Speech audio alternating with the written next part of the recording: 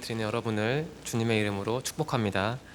오늘 우리에게 주시는 하나님의 말씀은 마가복음 14장 3절에서 11절입니다. 저는 쉬운 성경을 읽겠습니다. 여러분은 들으시면서 읽으시면서 두 번역을 한번 비교해 보시기 바랍니다. 읽겠습니다.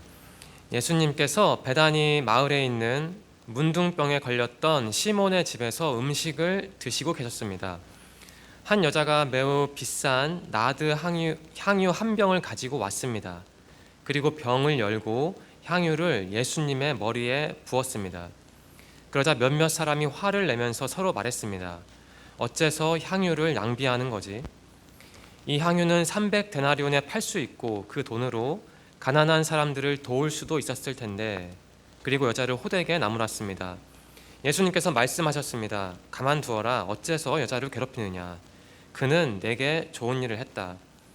가난한 사람들은 항상 너희와 함께 있으므로 원하면 언제든지 좋은 일을 할 수 있다. 그러나 나는 항상 너희와 함께 있는 것이 아니다.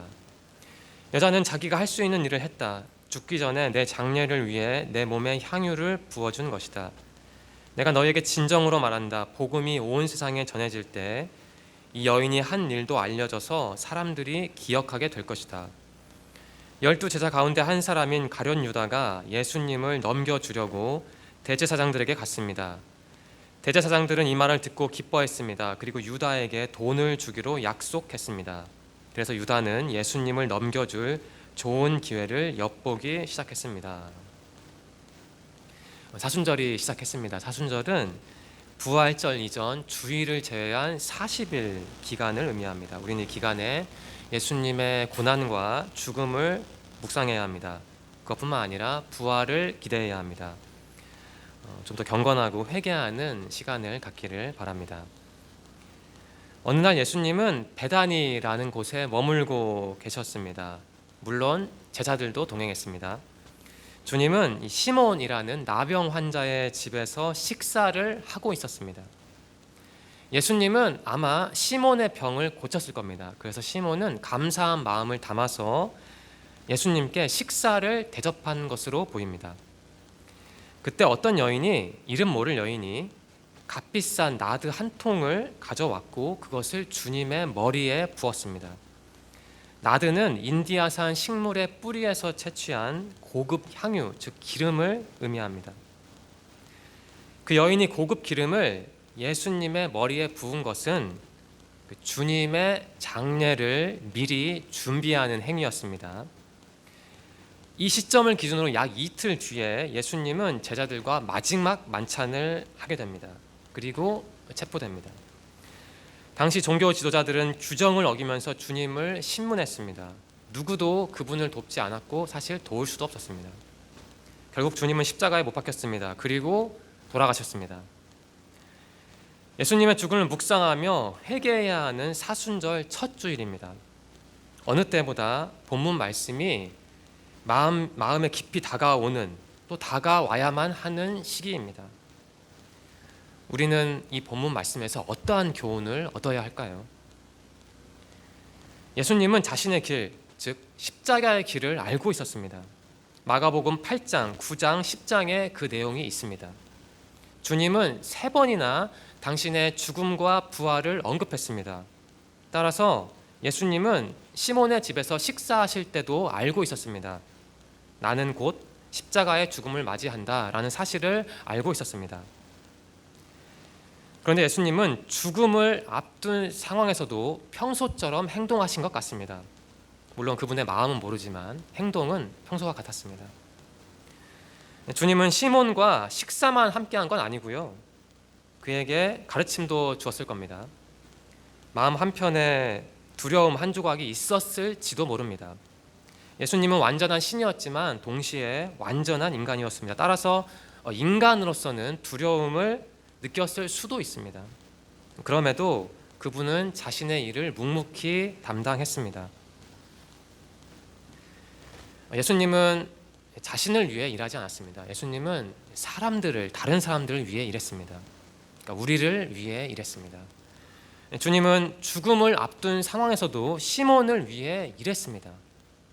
시몬의 모습이 사실 우리의 모습 아닙니까? 시몬의 집으로 간 예수님, 그러니까 예수님은 우리에게 오신 겁니다. 오늘 여러분과 저는 그 예수님과 함께하고 있습니까?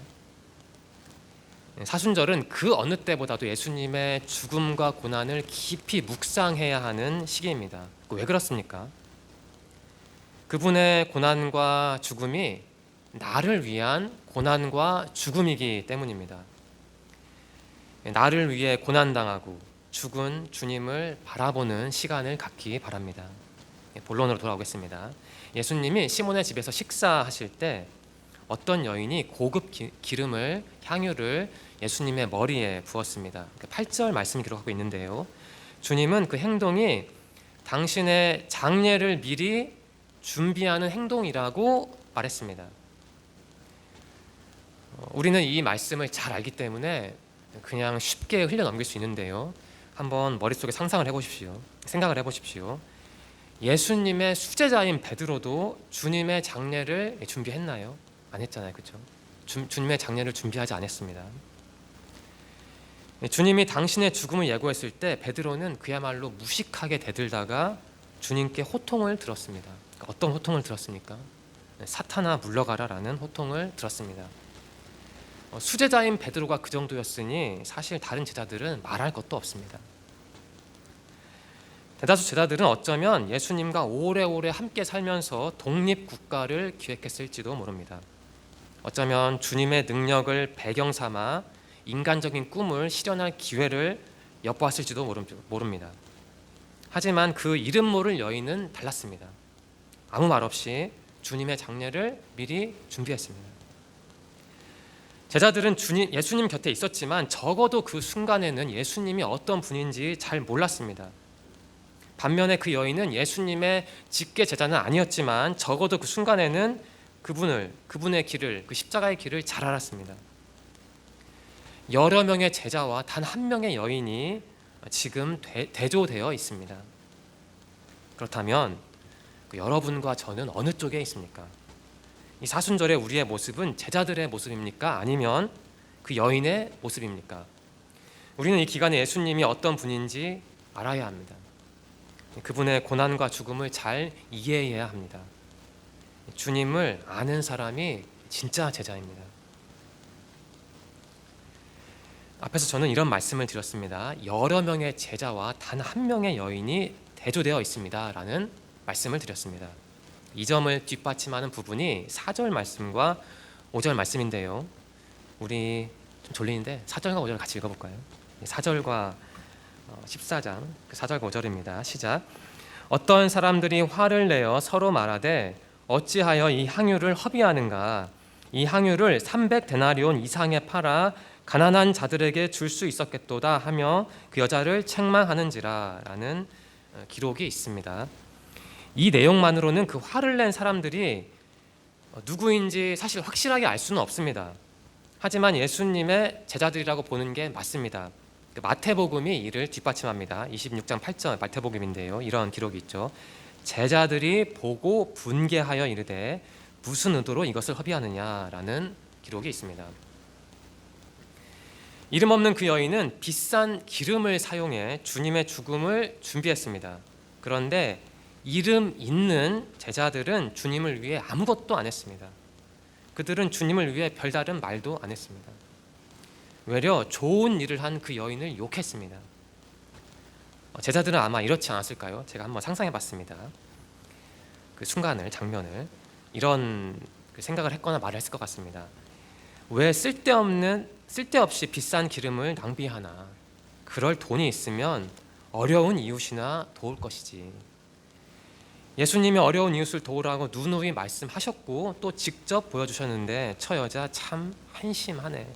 이런 아마 분위기였을 것 같습니다. 그 제자들의 마음과 혹은 말이요. 제자들은 아마 이렇게 반응했을 듯하다고 저는 생각했습니다. 상상했습니다. 제자들의 논리는 일견탄탄합니다. 그 기름은 최소 300데나리온이었습니다. 한 데나리온 당시 노동자들이 하루 종일 일해서 벌 수 있는 돈이었습니다. 그러니까 300데나리온은 사실 연봉 이상이죠. 오늘날의 기준으로 환산하면 적게 잡아도 3천만 원, 많이 잡으면 한 5천 그 이상 되는 큰 돈입니다. 그러니 제자들이 화를 낸 일도 사실 당연합니다. 그런데 제자들의 분노는 이 돈의 관점에서만 타당한 분노입니다. 예수님의 고난과 죽음이라는 관점에서 볼 때는 제자들의 분노는 전혀 정당하지도 않고 타당하지도 않습니다. 한번 생각해 볼까요? 때로는 우리도 그 자리에 있던 제자들의 모습과 동일하진 않겠지만 때로는 비슷하지 않습니까? 예수님을 봐야 하는데 예수님을 안 보고 다른 걸 보는 거죠. 꼭 그게 돈이 아니더라도. 예수님은 그날 시몬의 집에서 제자들과 식사했습니다. 이후에 주님은 제자들과 유월절을 함께 보냈고 바로 그 다음 사건이 마지막 만찬이었습니다. 지금 주님은 십자가의 길에 가까워지고 있습니다. 달리 말하면 죽음이 다가오고 있습니다. 예수님의 사역에서 어쩌면 가장 중요한 순간이 눈앞에 있는 겁니다. 그런데도 제자들은 모르고 있었습니다. 아니면 외면하고 싶었을지도 모릅니다. 둘 중에 하나이거나 둘 다겠죠. 반면에 그 여인은 알고 있었습니다. 잘 알고 있었습니다. 주님의 죽음을 알고 있었습니다. 그 여인은 그 주님의 죽음을 외면하지 않았습니다. 그 제자들과 그 여인이 이처럼 아찔하고 안타깝게 대조되어 있습니다. 우리는 이 말씀을 읽으면서 그 제자들과 여인들이 서로 다르다, 이것을 꼭 머릿속에 기억하고 그 모습을 상상해야 합니다. 여러분은 여기에서 무엇을 느낍니까? 여기서 우리가 얻을 수 있는 교훈은 무엇입니까? 이와 관련하여서 저는 제 자신에게 두 가지 질문을 던졌습니다. 그 질문을 이 자리에 있는 여러분과 공유하고 싶습니다. 첫 번째는 이겁니다. 신앙이란 무엇인가? 두 번째는 이겁니다. 신앙인이란 누구인가? 신앙은 제가 참 여러 번 그 학자들을 동원해 정의했는데요. 쉽게 말하면 신앙은 언제나 주님만을 신뢰하는 태도입니다. 따라서 신앙인은 언제나 주님만을 신뢰하는 사람입니다. 신뢰는 믿는 일이죠. 그런데 올바른 지식이 있어야만 제대로 믿을 수 있습니다. 물론 주님을 일단 믿은 다음에 주님을 혹은 기독교에 관한 것들을 알아갈 수도 있습니다. 하지만 어떻게 그 한 가지 경로로만 우리가 진행을 하겠어요? 다른 것도 있죠. 우리는 이 말씀의 기초에 본다면 일단 주님을 잘 안 다음에 그분을 믿을 수 있어야 합니다. 때로는 신앙에 선행하는 게 사실 지식이기도 합니다. 주님을 잘 아는 것, 이것이 신앙의 핵심입니다. 신앙인의 핵심입니다. 예수님이 죽음을 코앞에 둔 순간에도 제자들은 그분을 잘 몰랐습니다. 주님이 자신들을 위해 십자가를 곧 진다는 것을 인정하고 싶지 않았던 것일까요? 주님이 그런데 3번이나 예고하셨거든요. 그런데 제자들은 왜 저렇게 무지할까요? 왜 향유를 3천만 원, 4천만 원, 5천만 원에 팔아 어려운 이웃을 도우라고 말하면서 왜 이렇게 쓸데없이 분노를 할까요? 지금 제자들이 그런 말이나 하면서 화낼 때가 사실 아니잖아요. 제자들의 말과 표정과 행동은 정말 답답합니다. 그들은 어깨에 힘이 잔뜩 들어간 사람들처럼 보입니다. 가장 중요한 일을 2번째나 3번째로 중요한 일로 여기면서 4번째나 5번째로 중요한 일을 가장 중요한 일로 착각하는 것 같습니다. 아니, 착각하고 있습니다. 저들의 모습이 내 모습은 아닌가, 저는 반성할 수밖에 없었습니다. 어리석게도 분노한 제자들, 그리고 그 분노의 표적이 된 현명한 여인. 예수님은 제자들을 보고 이렇게 말씀하셨습니다. 제가 6, 7, 8, 9절을 읽겠습니다. 예수님께서 말씀하셨습니다. 가만두어라. 어째서 여자를 괴롭히느냐. 그는 내게 좋은 일을 했다. 가난한 사람들은 항상 너희와 함께 있으므로 원하면 언제든지 좋은 일을 할 수 있다. 그러나 나는 항상 너희와 함께 있는 것이 아니다. 여자는 자기가 할 수 있는 일을 했다. 죽기 전에 내 장례를 위해 내 몸에 향유를 부어준 것이다. 내가 너희에게 진정으로 말한다. 복음이 온 세상에 전해질 때 이 여인이 한 일도 알려져서 사람들이 기억하게 될 것이다 라고 예수님은 말씀하셨습니다. 제자들은요, 여인을 보고 화내면서 욕했습니다. 당시 여자들은 남자보다 지금과는 달리 한참 낮은 존재였고 사실 사람은 아니었기 때문에 아마 이 말씀에 기록된 내용은 좀 점잖은 내용 같고요. 그 자리에서 어떤 험한 말이 갔는지 사실은 모릅니다. 아마 아주 호되게, 심하게 표현하면 잔인하게 혼냈을 수도 있습니다. 제자들이 그 여인을. 아무튼 제자들은 여인을 보고 화내면서 욕했습니다. 돈 낭비하지 말라고요. 어려운 이웃을 도우라고요. 그런데 예수님의 반응은 어떻습니까? 주님은 그 여인이 다른 일도 아니고 좋은 일을 했다고 평가했습니다. 좋은 일. 여기서 우리 함께 상상해 봅시다. 예수님은 자신의 장례를 준비한 그 여인을 보면서 무슨 생각을 하셨을까요? 주님의 기분은 어떠했을까요? 저는 이렇게 상상했습니다. 개인적인 상상입니다. 한편으로 예수님은 여인을 보면서 기뻐했을 것 같습니다. 아마 이런 생각을 하시면서요. 그래도 이 한 사람은 나를 잘 알고 있다. 나의 죽음을 알고 있다. 내가 왜 죽어야 하는지도 알겠지. 저 여인은 내가 했던 말을 기억하니까 나의 부활도 충분히 누릴 것이다. 예수님은 이렇게 생각했을 듯합니다. 스승에게 가장 기쁜 일은요, 제자가 나를 잘 이해하는 겁니다. 가르침을 주었을 때 그것을 흘려듣지 말고 끝까지 간수하고 자기 것으로 만들 때 스승은 정말 기쁩니다.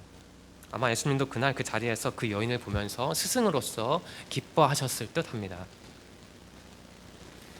하지만 다른 한편으로 예수님은 씁쓸함도 느꼈을 것 같습니다. 저렇게 훌륭한 여인을 나무라는 그 제자들을, 그 잘난 제자들을 보면서요. 3년 동안 함께했던 제자들은 예수님의 죽음을 이해하지 못했거나 받아들이기 싫었을 겁니다. 예수님은 그들에게 무려 3번이나 죽음과 부활을 미리 언급하셨습니다. 그런데도 제자들은 주님의 장례를 준비하지 않았습니다. 적어도 그 순간에 그들은 진짜 제자는 아니었습니다. 주님의 수행원이었을 뿐이죠. 우리는 예수님의 제자입니까? 아니면 단순한 그 수행원입니까? 이처럼 기쁨과 씁쓸함을 동시에 느꼈을 예수님은 이렇게 말했습니다. 저 여인은 좋은 일을 했다. 가난한 사람들은 늘 너희 곁에 있을 것이다. 하지만 나는 늘 너희와 함께할 수가 없다. 저 여인은 나의 죽음을 미리 준비하고 있다. 사람들이 저 여인을 기억할 것이다 라고 말씀하셨습니다. 그런데 여기서 우리가 예수님의 이 말씀을 오해하면 안 됩니다. 주님은 가난한 사람을 돕는 일, 그러니까 구제하는 일이 중요하지 않다라는 말씀을 하시는 게 아닙니다. 내 장례를 준비하는 게 가난한 사람들 돕는 것보다 중요하다라는 말씀도 하는 게 아닙니다. 성경을 연구한 어떤 사람은 말합니다. 가난한 자에 관한 이 예수님의 말씀을 역설적인 꾸짖음으로 이해하는 것도 가능하다고 합니다. 예수님이 여기서 신명기 15장 11절을 인용했잖아요. 그러니까 그 문맥에서 보면 하나님은 이스라엘에게 그 빚을 탕감해 주는 그 면제년을 명령하셨습니다. 만일 그 이스라엘 백성들이 그 말씀에 잘 순종했다면, 가난한 사람들의 빚을 특정한 기간에 면제해 줬다면 아마 그 땅에 가난한 사람들이 없었을 겁니다. 그런 말씀하셨던 거죠. 그렇다면 예수님이 이 신명기 15장 11절을 인용하신 것은 현재와 미래 항상 있게 될 그런 일을 말씀하신 거라기보다는 그냥 그 책망이라고 보시면 됩니다. 만일 하나님의 백성이 하나님에게 복종했다면 그 가난한 사람이 없었을 겁니다. 가난한 사람의 존재 자체가 그 모든 사람에게 하나의 고발장이 된다는 게 제가 읽은 그 학자의 주장입니다. 그런데 이 가난한 사람들 위해서 어떤 행동을 취하려는 사람은 그 예수님을 위해 뭔가를 할 준비가 된 사람이라고 합니다. 어려운 이웃에게 잘 되라, 따뜻해라, 행복해라 이런 말을 하는 것은 절대 충분하지 않습니다. 어떻게 해야 합니까? 뭔가를 줘야 합니다. 옷이든 밥이든 돈이든 손에 잡히는 뭔가를 반드시 줘야 합니다. 그런데 어려운 이웃에게 뭔가를 주는 것만으로도 충분치는 않습니다. 예수님을 위해서 일을 해야 하고 동시에 어려운 사람들 위해서도 살아야 하는 겁니다. 그런데 제자들은 그날 예수님은 놓쳤고 그냥 어려운 사람만 봤던 겁니다. 그렇기 때문에 그 향유를 보고 아까운 것을 보고 그거 팔아서 어려운 사람 도와주지 왜 쓸데없이 그런 짓을 하느냐라는 그 실언에 가까운 말을 했던 겁니다. 제자들은 그날 예수님은 놓쳤고 가난한 사람들만 봤습니다. 그런데 그 여인은 예수님을 놓치지 않았습니다. 시야에서요, 그 신앙에서요. 주님의 장례를 준비한 그 행동이 그러한 신앙을 보여줍니다. 그래서 예수님이 사람들이 이 여인을 기억하게 될 것이다 라고 말씀하신 거죠. 여기서 우리가 얻을 수 있는 교훈이 있는데요, 한번 두 가지를 생각해 보겠습니다. 먼저 우리는 예수님과 어려운 이웃을 동시에 봐야 합니다. 우리는 예수님을 섬기는 마음과 행동을 일단 기본으로 하고 그것을 토대로 이웃과 함께 해야 합니다. 다음으로 우리는 누군가에게 좋은 방향으로 기억될 만한 삶을 살아야 합니다.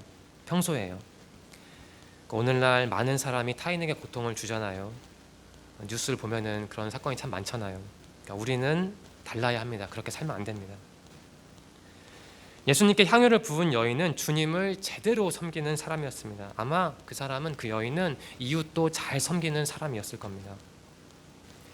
그 여인은 이름도 없고 예수님의 직계 제자도 아니었습니다. 하지만 그럼에도 주님은 그녀를 극찬했습니다. 예수님의 고난과 죽음을 묵상하는 사순절입니다. 주님의 가르침을 그 어느 때보다도 진실하게 실천해야 하는 사순절입니다. 저는 여러분이 이 기간에 그 여인의 내면과 외면을 본받기를 바랍니다. 저는 여러분이 자신을 돌아보고 성장하는 계기를 갖기를 바랍니다. 이제 마지막 부분인 10절과 11절을 보겠습니다. 여기서 앞에서는 그 제자들의 모습과 여인의 모습이 대조됐잖아요. 근데 여기서는 가룟 유다의 모습과 여인의 모습이 대조되어 있습니다. 큰 그림입니다. 10절과 11절을 제가 읽겠습니다. 12 제자 가운데 한 사람인 가룟 유다가 예수님을 넘겨주려고 대제사장들에게 갔습니다. 대제사장들은 이 말을 듣고 기뻐했습니다. 그리고 유다에게 돈을 주기로 약속했습니다. 그래서 유다는 예수님을 넘겨줄 좋은 기회를 엿보기 시작했습니다. 라는 기록이 있습니다. 그 여인은 자신이 가진 어쩌면 가장 비싼 물건을 팔아서 장만해서 예수님의 죽음을 준비했습니다. 그러니까 여인은 돈을 포기했습니다. 그런데 유다는 어떻습니까? 예수님을 팔아 넘겨서 돈 벌려고 했습니다. 두 장면을 머릿속에 그려보십시오. 잔인한 차이입니다. 무서운 차이입니다. 오늘날에도 똑같은 일이, 똑같은 현상이 일어납니다. 어떤 분들은 예수님을 올바르게 섬깁니다. 주님을 잘 압니다. 그분과 동행하려고 노력합니다. 반면에 어떤 사람들은 예수님을 이용합니다. 주님을 잘 모릅니다. 그분에게서 하루하루 멀어집니다. 그들은 왜 그러는 걸까요? 왜 유다처럼 살까요? 예수님을 잘 알고 믿는 일, 즉 신앙생활을 올바르게 하는 것은 결코 쉽지 않습니다. 유다는 보통 사람이 아니었습니다. 영리한 사람이었고 예수님에게 무려 3년 동안 배운 직계 제자였습니다. 그런 사람이 돈 몇 푼 때문에, 몇 푼은 아니지만 어쨌든 돈 때문에 스승을 배반했습니다. 오늘날에도 동일한 장면이 이곳 저곳에서 목격됩니다. 그런데 그런 일이 때로는입니다. 우리 마음 안에서도 벌어지지 않습니까? 내 마음 한쪽은 예수님께 속해 있습니다. 하지만 다른 한쪽은 예수님을 멀리합니다. 어쩌면 그러한 분열은 신앙인의 숙명일지도 모릅니다. 우리는 유다처럼 세상으로 달려가고 동시에 저 여인처럼 주님을 바라보고 주님께 나아갑니다. 그렇다면 중요한 건 최대한 유다적인 태도를 멀리하는 게 아니겠습니까? 최대한 저 여인처럼 사는 게 아니겠습니까? 본문 말씀을 함께 살펴보았습니다. 두 가지 질문을 드리겠습니다. 첫 번째입니다. 예수님을 위한 여러분의 향유는 무엇입니까? 저 여인은 예수님을 위해 그 향유를 아마 오랫동안 간직했을 겁니다. 아니면 비싼 값을 주고 그 향유를 구매했던가요? 여러분이 오래 간직해온 혹은 비용을 지불하고 얻은 예수님을 위한 그 향유는 무엇입니까? 두 번째 질문입니다. 여러분은 그 향유를 실제 사용했습니까? 저 여인은 향유를 사용했습니다. 아까운 마음이 들었을 수도 있습니다. 순간적으로 고민했을지도 모르죠. 하지만 어쨌든 결국 그 여인은 향유를 사용했습니다. 예수님을 위해서요. 자신을 내려놓은 것이죠. 여러분은 예수님 앞에서 여러분을 온전히 내려놓았습니까? 설교를 마무리하겠습니다. 본문 말씀은 우리에게 요청합니다. 예수님의 죽음을 알고 그 의미를 깨달으라고 요청합니다. 그리고 예수님을 올바르게 섬기라고 요청합니다. 예수님은 우리에게 오셨습니다. 주님은 우리를 위해 돌아가셨습니다. 그리고 부활하셨습니다. 부활은 죽음 이후에 일어난 사건입니다. 이 상식적인 순서가 단순히 상식적인 순서만으로 우리 마음에 다가와서는 절대 안 됩니다. 부활 이전의 죽음, 이것은 귀중한 신앙적인 교훈을 주는 사건입니다. 예수님의 고난과 죽음을 묵상해야만 하는 사순절이 시작했습니다. 회개하며 주님의 부활을 기다리는 사순절이 시작했습니다. 사순절은 여러분에게 해마다 반복되는 절기입니까? 아니면 주님을 깊이 만나는 기회입니까? 설교의 본문 말씀을 정밀하게 반복적으로 묵상하십시오. 어리석은 제자들의 모습과 유다의 모습을 비교하십시오. 또한 그들의 모습과 예수님께 향유를 부은 여인의 모습을 대조해 보십시오. 나는 두 진영 사이에서 어느 쪽에 좀 더 가까이 있는지 또한 고민해 보십시오. 한 줄 나눔을 하겠습니다. 제가 설교를 준비한 후에 또 말씀을 묵상한 후에 한 줄로 이 내용을 나름대로 정리한 겁니다. 이겁니다. 예수님을 아는 사람, 그분의 고난과 죽음을 아는 사람. 기도드리겠습니다. 하나님 감사합니다. 예배를 드릴 수 있는 공간을 주셔서 감사합니다. 무엇보다 우리가 주님을 아는 사람들이라는 사실에 감사합니다. 하나님, 사순절이 시작했습니다. 지금 우리는 예수님의 고난과 죽음을 묵상하며 부활을 기다리는 시기를 보내고 있습니다. 사순절을 매년 반복되는 절기가 아니라 예수님과 깊이 동행하는 기회로 볼 수 있는 지혜를 주시옵소서.